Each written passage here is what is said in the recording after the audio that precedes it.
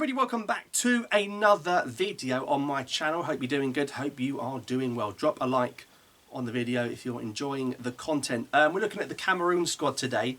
Is it a new era for Cameroon? Of course, we've spoken about Cameroon a lot in the past 12 months on this channel. Not only were they hosting the last AFCON where they came third, but of course that double header against Algeria, which got a bit messy towards the end. But Cameroon can hold their heads up high, went to the World Cup, got 4 points, beat Brazil, albeit they rested a few players, but still an African side beating Brazil at a World Cup. It's a pretty good achievement. So they've kept Rigobert Song in charge. Remember, his first 2 games pretty much was against Algeria after that AFCON where they came third at home. So they're obviously sticking with him. A local coach, of course, played for Cameroon, from Cameroon. We're looking at their preliminary squad, shall we say, today, and the players they've got involved.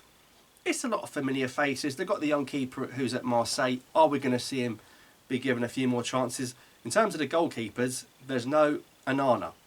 Now, I don't know what's happening with Onana, what's my name, but we saw at the World Cup he got sent home by the coach after like 1 game.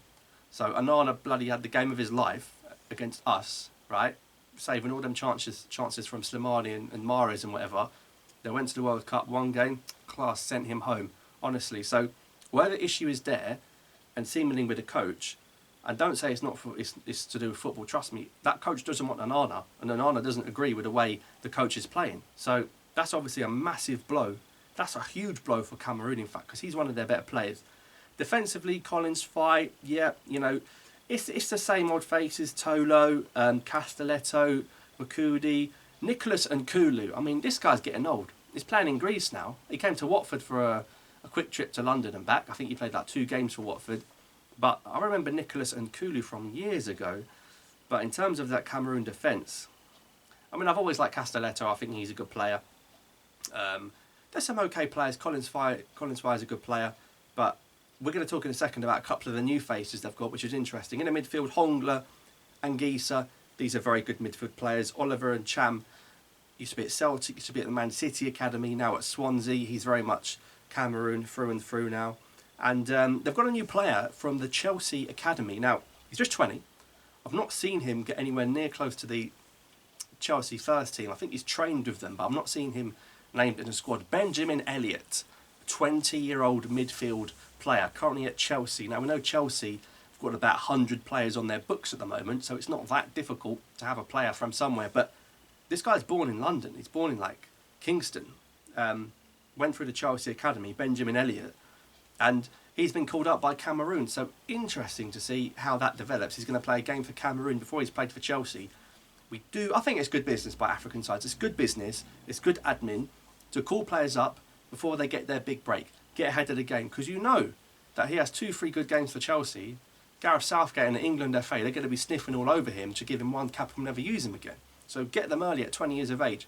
Fair play. So Benjamin Elliott, Cameroon descent, born in London, born in Kingston, called up in the Cameroon squad. Now in the attack, our boy Toko Ekambi, he's still there. I don't think he's at Leon anymore, is he? He's at Rennes. Obviously much better at international level than club level, it would seem. But Choupo-Moting is the one for me. He's had a very good season with Bayern. You think Lewandowski left. I know they signed Mane, but Choupo-Moting has been the one playing up front. Mane's been injured. We saw at the World Cup he didn't even play. He is banging in the goals. He just scored in the Champions League, didn't he, against Paris? Choupo-Moting is doing a solid job. He's been fantastic. He's been fantastic. You don't need to buy a big money centre forward. We know what Choupo-Moting did in that first goal for Cameroon in Bleeder. Less said about that, the better. But, you know, you're playing for Bayern and scoring goals. He's a hot topic right now in African football. He's a hot property. You got Brian Mbeumo from Brentford, of course, switched recently. French-based, now playing for Cameroon. He went to the World Cup. Bahakenat Kasim-Pasa. You've got Nkudu. You've got Abubakar from Besiktas. There was all that hoo-ha about Abubakar leaving Saudi because Ronaldo went there. Abubakar can score goals. I mean, he scored the winner against Brazil. And every time Abubakar was playing for Cameroon, they looked far more threatening. He had a brilliant AFCON last year when he was the top scorer. He got the little chip he got against Serbia, the winning goal against Brazil, and then he got sent off for celebrating. He's a good player. They've got some good attacking options. You know, when you think about it, Algeria losing to Cameroon, there's no shame in that. And the fact that we went toe-to-toe over 2 legs in extra time, it was a tough game. And Kudu there as well from Besiktas, but another new player, Danny Loader, born in Reading in England. Danny Loader has been called up by Cameroon. Again, young, I think he's only 22. He's at Porto, and he's featured for the Porto first this season. Danny Loader now been involved in the Cameroon setup. So that is how Cameroon look going into this year. They're very strong. They're still quite strong, actually. I just think without Onana and defensively, they're a bit weaker. We'll see how they get along. So let me know your thoughts in the comments down below.